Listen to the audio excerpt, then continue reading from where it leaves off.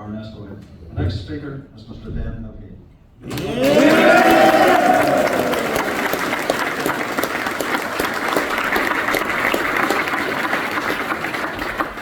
Thank you very much, and thank you very much to the Dromore Orange Order for making this room available to us tonight, and of course to all of you for giving up your evening to listen to us.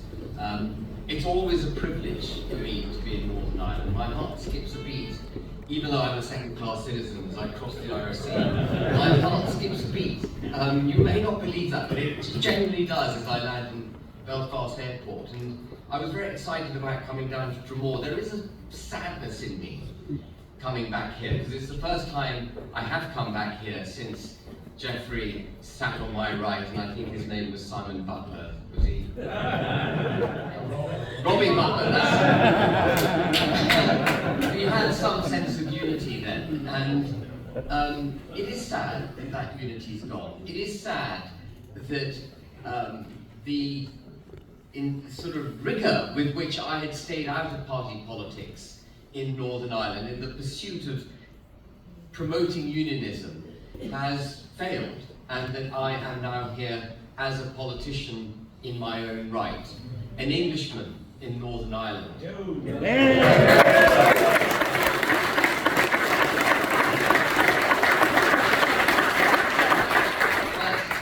It also, frankly, is a relief.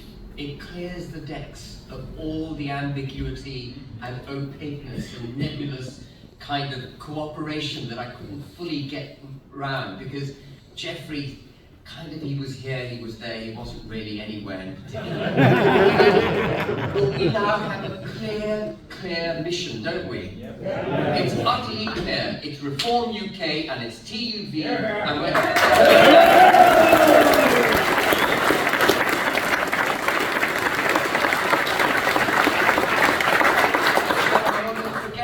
all the naysayers, the doomsayers, those who want to doll their hard caps, get their rifles and get in the trenches and do nothing optimistic about Northern Ireland. I want to forget about them, because Northern Ireland can and should be a phenomenal success in its own right. It has all the ingredients for it. The reason I joined Reform UK, which by the way I did reluctantly, I didn't want to be part of a political party. I wanted to be able to climb my own furrows, say my own things, not have to toe a party line. But Anne and I, we joined at the same time, and we joined on one condition. Do you remember, Anne? Well, there were maybe two conditions. But one of the two conditions was that we had to put, Reform UK had to put the union first.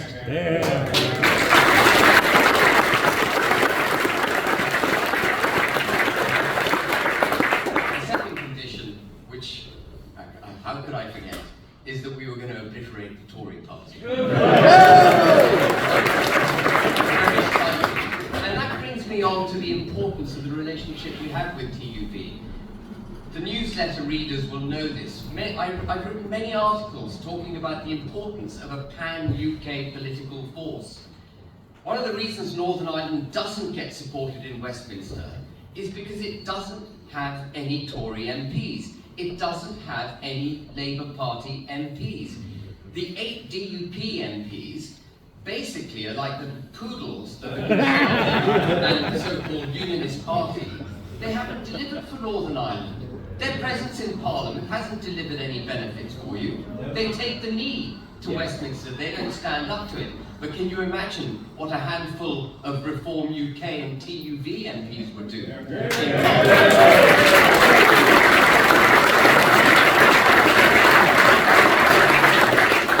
I think they may need to have to write protocols once we've had our swing of the bat. But you know, we have a big task ahead of us. The United Kingdom, as some of you would have heard me saying before, faces an existential threat at multiple levels. Our economy is going down the drain. More national debt, more taxation than since World War II. We have a GDP that's flatlining. And if you take immigration into control, rampant immigration that's undercutting the British workforce, that is overburdening the NHS, making it impossible for us to build the requisite number of houses. If you take that immigration into account, we've actually been in recession For the longest, we've had the longest recession per head since World War II. Are you aware of that? On a per head basis. They keep saying we need immigration for growing the economy. Well, the economy ain't growing, it's shrinking per head. You do not get rich by undercutting your domestic workforce and importing cheap labour. The result of the unbridled immigration that we've had is to put 6 million people out of work. In 2018, people on universal credit was around 3 million. We've now got 6 million people in the United States, 20% of our workforce, surviving on universal credit. And of that 6 million, close to 3 million aren't even looking for a job. And so we don't need all this immigration. What we need is a positive labour policy that gets people into work. Because if Brits are working, we don't need to import cheap labour. We don't need unskilled labour. And before all the lunatic lefty liberal lot who accuse me of being anti-immigration, I'm not anti-immigration. Why would I be anti-immigration?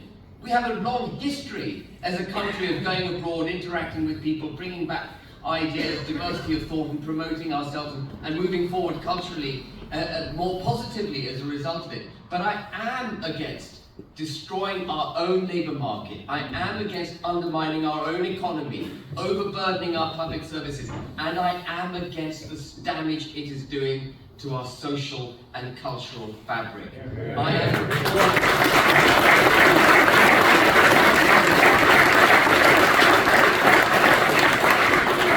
am dead against diversity, equality and inclusion. It is neither diverse, nor equal, nor inclusive. It is division, inequality, and exclusion.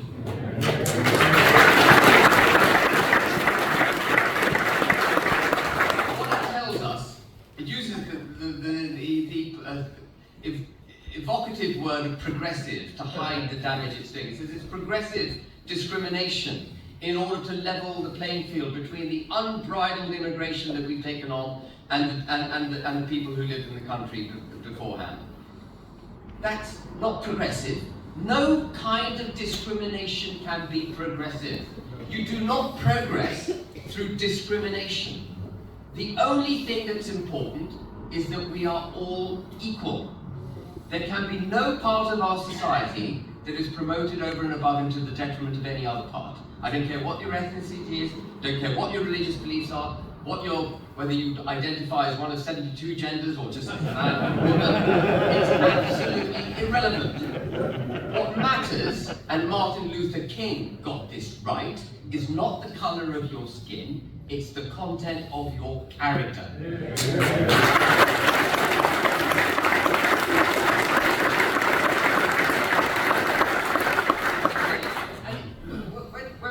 Conservative Party ministers saying, oh, this is just a thing of culture wars. This is not just a thing of culture wars. If you don't have a settled cultural construct, a settled social construct, in other words, what you would call a society, if you don't have it, you have a broken country. Moreover, if you're recruiting people on the basis of the colour of their skin, you're not going to be recruiting on merit. You are going to be recruiting on the basis of diversity, ticking boxes to keep the London Stock Exchange, the Financial Conduct Authority, the Financial Reporting Council, any number of quangos happy, but you won't be putting your businesses forward. Our educational establishments are being overrun by diversity, equality and inclusion, and very damagingly, our armed forces and our police forces are now riven with DEI. There's a reason they won't challenge the Palestinian marches. They've effectively been trained not to challenge the Palestinian marches. They'd rather stop a perfectly peaceful Jewish gentleman trying to walk through the streets of London than deal with the threat that's presented to that individual. So we are very culturally challenged. Politically, we are in great difficulty too. The European Union, I'm so proud of the British people, to see through the EU, to vote to be the first country in Europe to say no to the EU.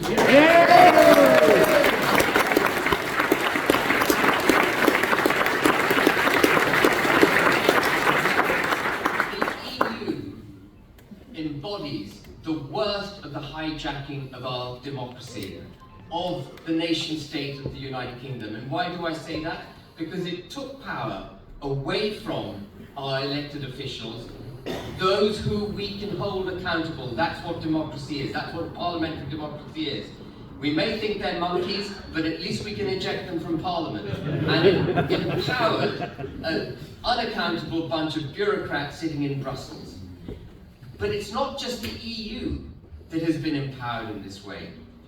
We're about to give over control of our pandemic management to the WHO. We have given over swathes of control to the United Nations. If the OBR sneezes, our Chancellor of the Exchequer refuses to cut taxes. We are riven now with unaccountable, so-called independent bodies who are promoting their own agendas. This is the undermining of our democracy. And so politically, we are in great difficulty. And of course, the last area that I want to talk about briefly, of which we're all acutely aware, is the constitutional hijacking of this country. Yeah. Which country, which self-respecting, proud, half sensible government would put a border down its own country? This is the thing. I don't want to be unnecessarily emotive, but you have divisions in countries in one of three ways. You either have a peaceful plebiscite, well, we didn't have one of those, or you have an insurgency, which is violent, we didn't have one of those, or you have an invasion, and we didn't have one of those either. It's just they went across to Brussels and said you can have Northern Ireland. And Julia Hartley-Brewer of Talk TV, I'll just as an aside, said in 2019 that the price, giving up Northern Ireland would be a price worth paying for Brexit. Look it up. I don't want to talk too much about you there. There is no price worth paying to give up part of the United Kingdom.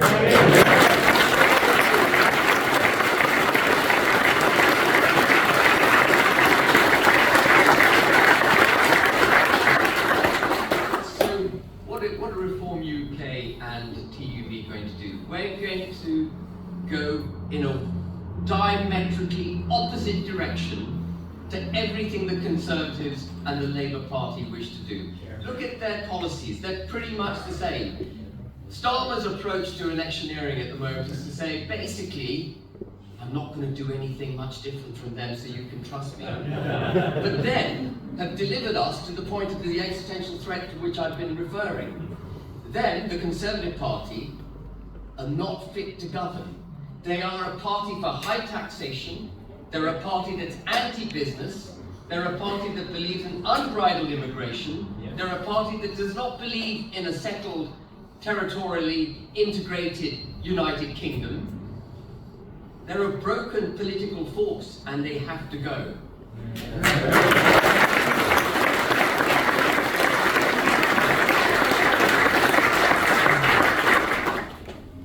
Did anyone see the tax cake that was disclosed by the Republic of Ireland 3 days ago? Did you see it?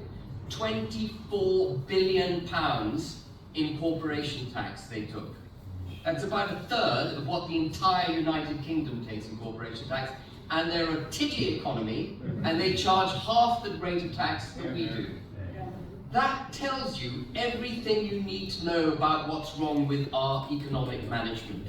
You do not grow the economy, you do not create prosperity by taxing people to hell, by imposing burdensome costs on them.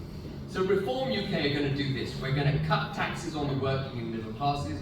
We're going to cut corporation tax, which will help Northern Ireland terrifically. Because how can you compete when you're at 25% and the Republic's at 12.5%? Which half-sensible businessman would come to Belfast if he could go to Dublin and pay half the rate?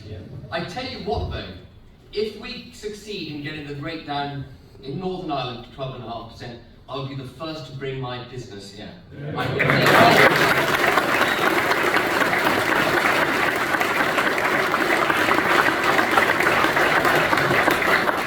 We will slash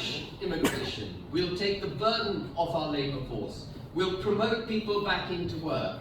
We will ditch the incredibly expensive, inexorable drive to economic emasculation that is net zero. It has to go.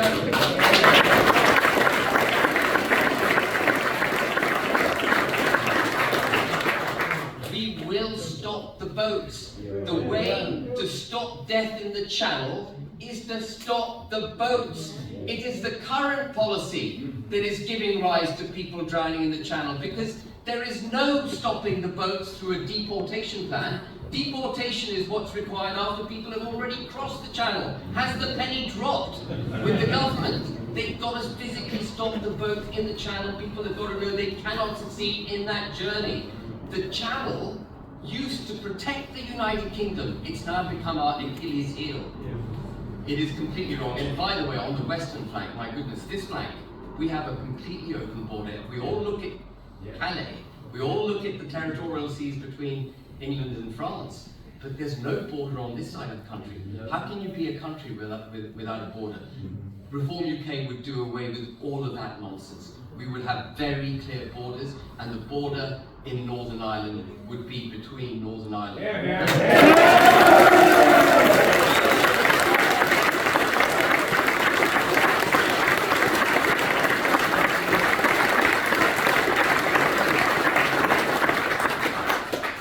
I could go on and on. I'm just going to say one last thing. I'm here, Reform UK is here, and we mean business. Thank you very much.